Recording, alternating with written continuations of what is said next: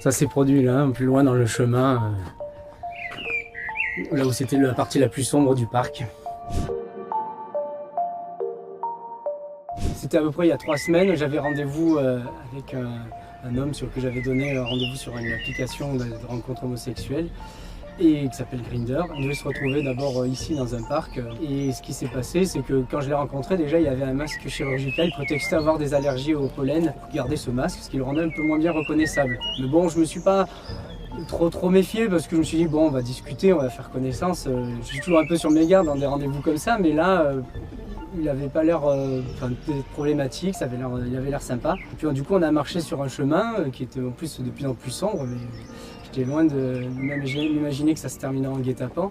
On est arrivé dans un endroit particulièrement sombre et là il a stoppé. Je n'ai pas trop compris ce qui s'est passé. Et là il a dit sortez, il y avait 3 personnes qui étaient cachées derrière des arbres. Là il m'a attrapé par le bras autour du cou.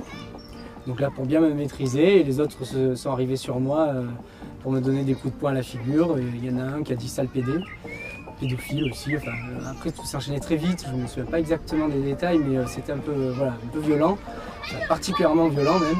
Et donc je dis je vais crier au secours, comme ça il y a des gens qui vont intervenir. Bon malheureusement je ne sais pas si c'est parce que les gens ont eu peur ou qu'ils n'ont pas entendu. Il n'y a personne qui est venu, il y en a un qui demande mes codes.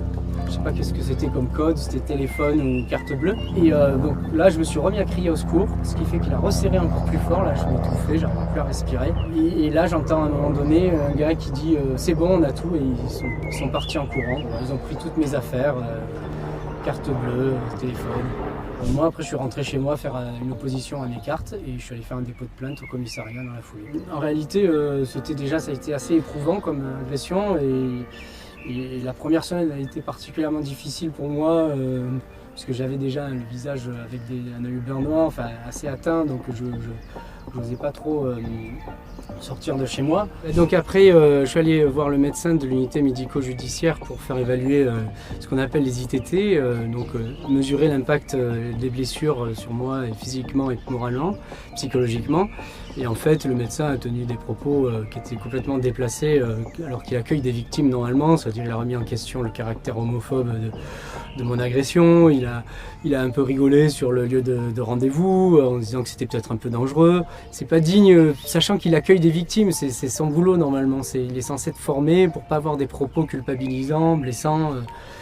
Alors moi ça va, ça m'a pas trop atteint, voilà, ça m'a choqué.